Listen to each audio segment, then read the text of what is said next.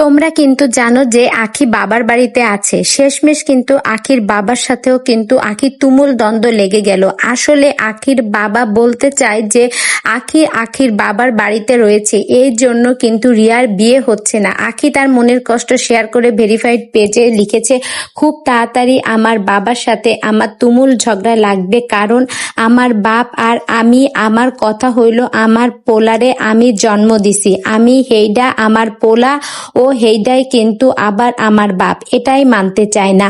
আমার পোলারে খালি হের দলে টানে, এইটা কি ঠিক না বেঠিক? রাগ করলাম।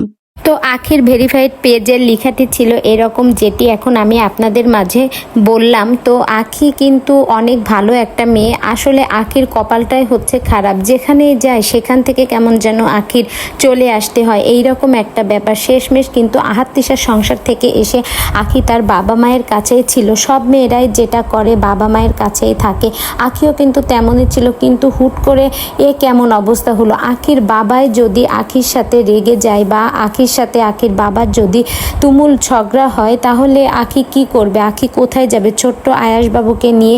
তাছাড়া আখির কিন্তু বিভিন্ন সময় বিভিন্ন প্রমোশনের কাজের জন্য হুটহাট বাইরে যেতে হয়।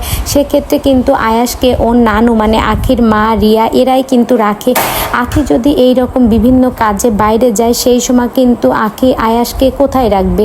আখি যদি একা বাসা নিয়ে থাকে, সেই ক্ষেত্রে তো আয়াসকে নিয়ে আখির অনেক সমস্যায় পড়তে হবে। আখি পড়ে গেছে মহা একটা ঝামেলায়। তো এখন কি আর করার?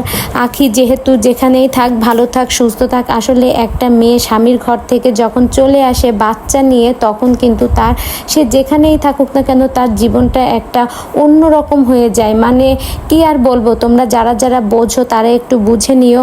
আর যেহেতু আয়াসবাবু এখনও ছোট, আমার বিশেষ করে আয়াসের জন্য খুবই খারাপ লাগে, কারণ আলিশা তো সবসময়ের জন্য ওর বাবার আদর পায়, কিন্তু আয়াস তো সারা দিনে একটু ওর বাবাকে দেখতেও পায় না। তো বন্ধুরা কি আর বলবো, তোমরা তোমাদের মূল্যবান মতামত কমেন্ট বক্সে জানাও।